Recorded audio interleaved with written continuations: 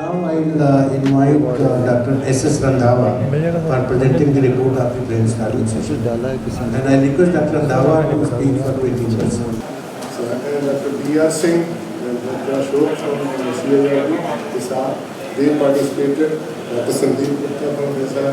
So we coined out something which is, I think, very important. We are lacking in health section. So if we talk about the present status, the total, we know the daily animals, how much the veterinary hospitals are 65,000 near about. But what the present situation of veterinary hospital is this, that basic facility is not available in the veterinary hospital. If we talk about veterinary doctors, it is about 70,000. But what are the active number of doctors? Mostly there are some administrative posts also, and I think actual doctor position is just around 34,000. So one veterinarian have to cater to them is just 5,000 cattle units in the country, which is very high in Jharkhand if you talk about, and if we talk about the Puducherry, it is quite good. And existing, if we talk about the diagnostic laboratories, there are 250 laboratories in the whole of India. But what are the actual working laboratories? And they are very less. If we talk about the vaccine, production units, 19 are in the public sector and 7 in the private sector. So recently, we are talking in this session also, we are talking about the semen regulations, about the semen sale within the country. So there are no, but recently they have revised some rules, semen rules 23. So in the last 2 decades, this vector-borne diseases, they are causing considerable loss to our nation. And also, if we talk about the FMD, this is around 12,000 to 14,000 crores. PPR 660 million, average septicemia. If we talk about the land borders of India, so it has 7 land borders with the 7 countries, and 2 like Sri Lanka and Bangladesh, we have the marine border. And this is also that because of long, you can say, land border and coastline. So we also face a lot of problems.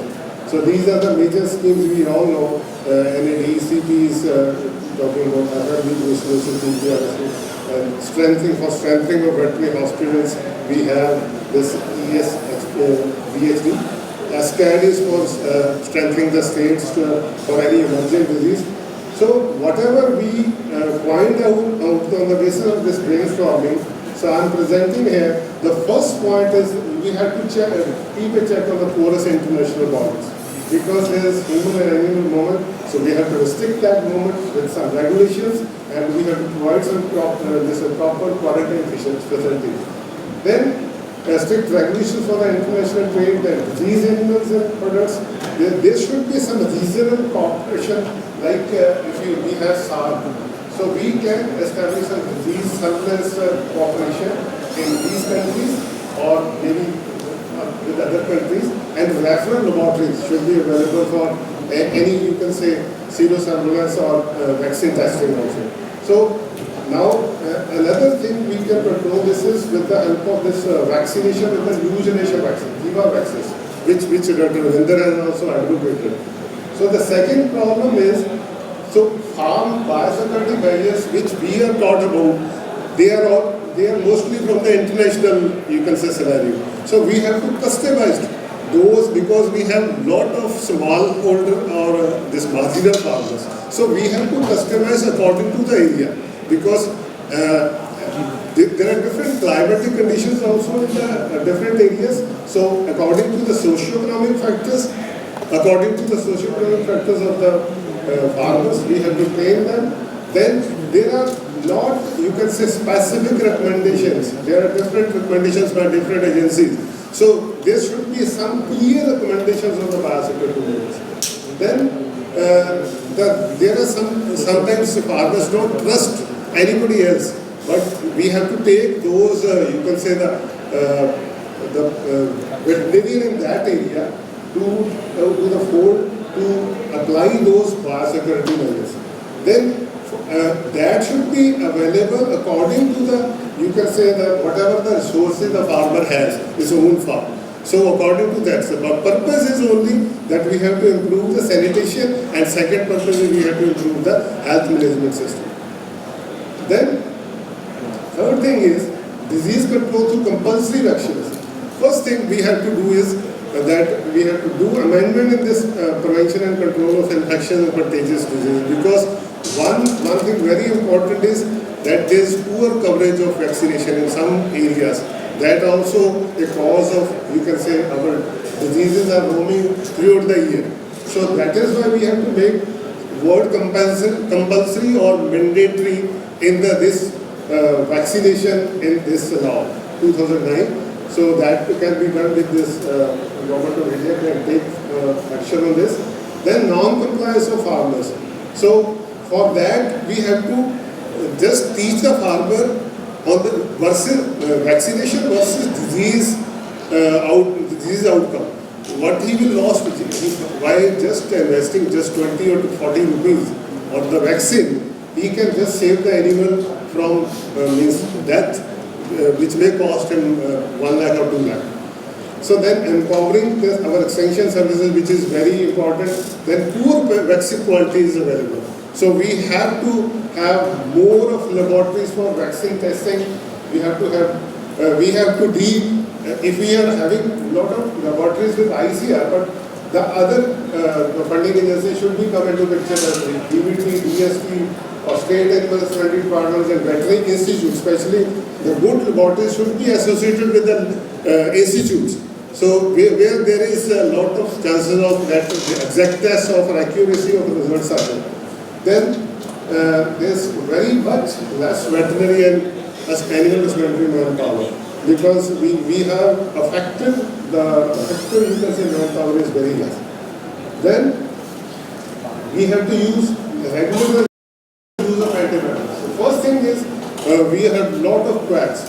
They are doing irrational use of this antibiotics. So we have to stop the quackery. This picture have to take by the VCI.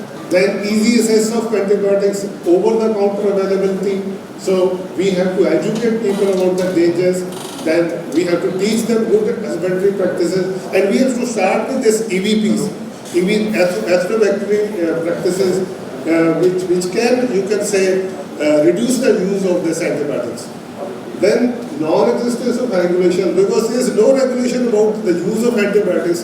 There is no regulation about the availability of antibiotics. So we have to devise strict regulations. One thing we are thinking about that if antibiotic is available in a 3-day pack, so that minimum use should be, if a farmer decides that I have to inject antibiotic to the animal, there should be a 3-day availability pack should be there, so that it could be, he can just inject that antibiotic for at least the minimum period of time. So that will be good. Then you can use this artificial intelligence to see the antibiotic sensitivity. There should be some, you can say, mobile-based app on the basis of just you can talk about the mastitis. So we have some environmental mastitis issues, and sometimes it's recurrent mastitis, and we can easily plan out what type of antibiotic we have to use. Then direct marketing. Nowadays this is a common practice. So MR used to go directly to the farmers to sale of antibiotics. So that should be, there should be strict regulations. That they should not be like that. Then antibiotic stewardship. Antibiotic stewardship means you have to monitor how the clinicians prescribe the antibiotics and how people are using it. So that should be monitored. Then inappropriate disposal. Antibiotic factory disposal, there is no regulation. Then milk withdrawal period, you should provide the incentives to the farmers, and in a way, if he is not following, we can also give penalty for that. Also, we have to devise some pen-side CST, this culture sensitivity testing for that, so that it or some the accredited laboratories for culture sensitivity, that should be more in them. Then another thing is, so there's no, you can say, production diseases which are very common and which are responsible for more than, you can say, 75% of the culling. 75% of the, you can say, even the diseases they occur in this transition period of just 3 weeks before and after calving. So we have to, everything is available in the, you can say, literature. We have to devise some package of practice for the production diseases that you have to follow this. And then second very important thing is mineral mapping. So mineral mapping we have to do, then we have to go for the area specific vitamin-free mineral nutrition, because people, companies are adding vitamins and they don't rancid after some time. So it should be vitamin-free, mineral mixture, and using now bone meal we can use, because there is mostly deficiency of phosphorus with the using of this rock phosphate. So we should, when we are getting free from this BSC, we can advise them to use bone meal also. So this should be the emphasis. Then research on the epidemiology of vector-borne diseases. So vector-borne diseases are, you can say, nowadays it is increasing day by day, and 29% of the, you can say, mammalian viruses are vector-borne. And so there should be some consistent surveillance of this and molecular diagnosis, and we should have some better vaccines. We have to understand the ecology of vectors. So what is the environmental factors, where they are more. So we have to devise some biocontrol of factors. And previously, agriculture department has supplied some fly catchers and insecticides for farmers. So for LSD, I think this type of practice we can devise also. We can supply to our farmers and they can just control their biosecurity. Then in curriculum, Dr. B.R. Singh also advocated this point that in curriculum the epidemiology is just one course in third year. So that should be strengthened, because our veterinarian, outgoing veterinarian should know how to carry outbreak investigation, how to go for the surveillance activities for early detection, quick response and effective containment of disease. Then another is documentation of this IT case. There's a lot many things which we have in our coterie, even our ancestors have in coterie, but we are not using them. So there are wonderful things. I am using this one homeopathy drug for chronic fibrosis of this intestinal, and it has wonderful results. Since I am in the profession, I was using just 25 years, and I have treated almost 700, 800 animals. So there are things which are wonderful, giving wonderful results in veterinary practice and alternative medicine. So we can use them also, and we have to aware the farmers that your kitchen or your homemade things, ginger or this sauce or fennel or this ajwain, they are also wonderful drugs. We can use them. And we have to devise some short EVP courses, veterinary practice courses. And second thing very important is conservation of herbal plants. Why don't we start with this herbal farming? Why don't we give some incentive to our farmers that we should start with herbal farming, and we have to do some concerted efforts for conservation of herbal plants. Then this very important point which our minister has also told us in the morning, that while veterinary units and essential goods, they should be complete hospital. They should be like complete hospital. They should have portable ultrasound. Whatever problem we have today in the portable machine, we could not carry. Just because the laws which are by the medicos, they are applied in our veterinary profession also. We could not carry the portable machines. So they are wonderful. They are wonderful in just you can say diagnosis of disease. So they should be allowed, or they should be just their registration should be with the deputy director of the, you can say, district in charge of the veterinary animals welfare. So that should be not in the hands of, you can say, the medical professions. They should be with the veterinary directors. Then I think they have started this mobile veterinary units just approximately for 1 lakh population. mobile unit is. But this is very less number, because we have to start it at the hospital level, or either if we could have started at the hospital level, we should go for the block level.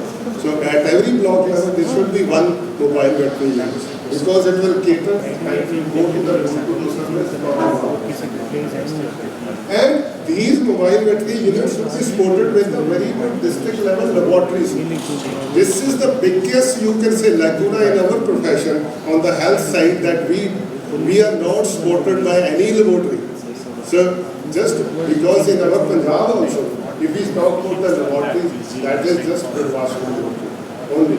And maybe some district laboratories are there. Now some private partners are coming, PathVet is coming, and this Lal Path. So but they are there, they do not support like the public sector can support the farmers. So then we can count the unproductive animals. Unproductive animals, because they are also, you can say, using the resources of the productive animals, because they are giving very less amount of money. So there should be some policy of government policy for the culling of unproductive animals. So we can also deal in Bos taurus from Bos indicus, because there is the Bos indicus is holy cow and Bos taurus is crossbred. We can also deal in. So just we can also save a lot of money because of that also. So then source of contagious diseases and road accidents. We know the stray animals, they are source of contagious diseases and road accidents. Recently we got this LSD also because of these stray animals, because they moved from the Bangladesh to the Odisha, and we got that. So then we have to devise some cattle ponds. Even on the toll plazas we can devise some cattle ponds, and we can keep the stray animals over there. So this will avoid accidents, also we save our animals from the contagious disease. Then this is very important part that was also discussed many times in the morning session also. So this continuing education. With very less number of country the CVs there in our country. They are just Tanuvas and our Vasu is doing some this CVs, but that is not much. That is not much. So there should be mandatory attendance, you can say attendance of 2 CVs every year for any vet. And we can link these CVs participation with promotion also. That is how we can reduce this. And we should, I think, if we just, you can say, supplement whatever we have, whatever veterinary institution we have, we should supplement those with full, you can say, infrastructure. Then even we can increase the productivity of our animals. We can increase the services, good services, and we can just save our animals from different diseases, and we can increase the productivity. Some other important issues also, that is, we should have regulations. I think government has devised some rules for rules we have seen, I have seen in introduction. Then laboratories for testing and certification of semen and general class for quality. Because within the country there is no, you can say, rule regarding the sale of. Even illiterate people are just selling. And just one week ago, we got a case here in which the farmer says, I got it with AI with sex semen. And the person who is giving AI, most of the time it is workers, AI workers, and they don't know about what the size of the bull is there. And after the cesarean, that cattle was just not because its whole genitalia was redundant. Okay, so we should teach the farmers along with this also. Then broaden the area of animal and husbandry sector. Processing should be taken and marketing. This is also point which is given by Dr. Praveen Malik.